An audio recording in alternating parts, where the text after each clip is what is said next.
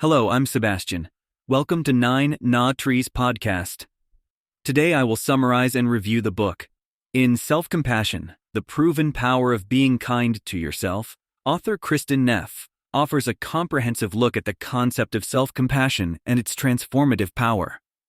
A pioneer in the field, Neff draws upon her extensive research to provide readers with an understanding of why self-compassion is essential for mental health and well-being. Unlike self-esteem, which can falter in times of failure, self-compassion is a more stable and forgiving self-relationship. Neff guides us through the three core components of her model: self-kindness, common humanity, and mindfulness. She dismantles the myths surrounding self-compassion, demonstrating that it does not breed narcissism or self-indulgence, but rather fosters emotional resilience, motivation, and a healthier, more compassionate attitude towards oneself and others. The book intertwines scientific evidence with personal anecdotes and practical exercises, making the case that treating oneself with compassion is not a luxury, but a necessity. I will give you key takeaways from this book. Firstly, the three core components of self-compassion.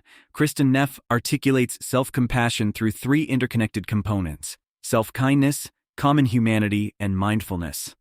Self-kindness invites us to be gentle and understanding with ourselves rather than harshly critical. It encourages an attitude of care towards oneself, especially in times of failure or inadequacy.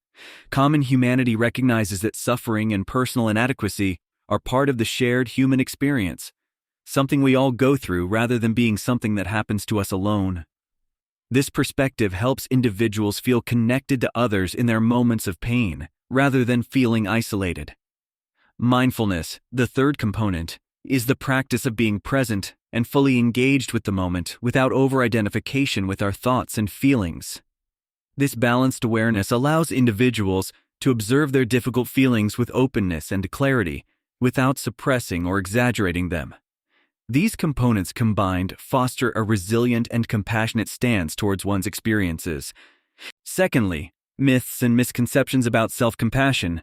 Neff tackles the common myths and misconceptions surrounding self-compassion head-on, providing clarity on what self-compassion is and what it is not. Many assume it's a form of self-pity, selfishness, or self-indulgence, but these misconceptions couldn't be farther from the truth. Self-compassion is not about wallowing in one's problems or ignoring others' needs. Instead, it's a practice of giving oneself the same kindness and care one would offer a good friend. It does not lead to laziness or lowered standards. In fact, Neff argues that self-compassion can increase motivation, as people are more likely to try again after failing when they treat themselves with kindness rather than harsh judgment. Furthermore, self-compassion fosters emotional resilience, allowing individuals to confront their flaws and mistakes openly without fear of self-rebuke. By debunking these myths, Neff offers a clearer understanding of self-compassion's true nature and benefits. Thirdly, self-compassion versus self-esteem. Neff presents a critical examination of self-compassion in contrast to self-esteem, highlighting key differences and advantages. Self-esteem often depends on our successes and how we compare to others, making it contingent on external factors and notoriously fluctuating. In contrast, self-compassion is not reliant on external achievements or social comparisons, providing a more stable and unconditional form of self-regard. This section of the book critiques the traditional focus on self-esteem, which can lead to competitiveness, stress, and a lack of resilience. Neff argues that self-compassion offers a healthier approach, emphasizing self-love that doesn't come at the expense of others and provides a solid foundation for personal growth. Unlike self-esteem, self-compassion embraces one's flaws and failures, promoting a holistic and accepting self-view. Fourthly, the role of self-compassion in mental health. Kristin Neff delves into the profound impact of self-compassion on mental health, relying on empirical evidence to underscore its benefits. Self-compassion has been linked to lower levels of anxiety, depression, and stress. It acts as an emotional regulator, helping individuals navigate tough times with grace and acceptance. Neff explains how the practice of self-compassion can lead to better coping skills, as it encourages a kinder, more realistic self-dialogue that acknowledges pain without amplifying it. This section highlights how self-compassion can enhance emotional well-being, improve relationships, and foster resilience against psychological distress. The author articulates self-compassion as not only a buffer against negative mental states, but also as a proactive approach to building a satisfying and mentally healthy life. Lastly, practical applications and exercises. To complement the theoretical insights, Neff provides readers with practical tools and exercises to cultivate self-compassion. These exercises are designed to develop the three components of self-compassion: self-kindness, common humanity, and mindfulness. Through guided meditations, journaling prompts, and self-reflective practices, readers are encouraged to actively engage with and practice self-compassion in their daily lives. This hands-on approach allows individuals to experience the benefits of self-compassion firsthand, facilitating personal growth and emotional healing.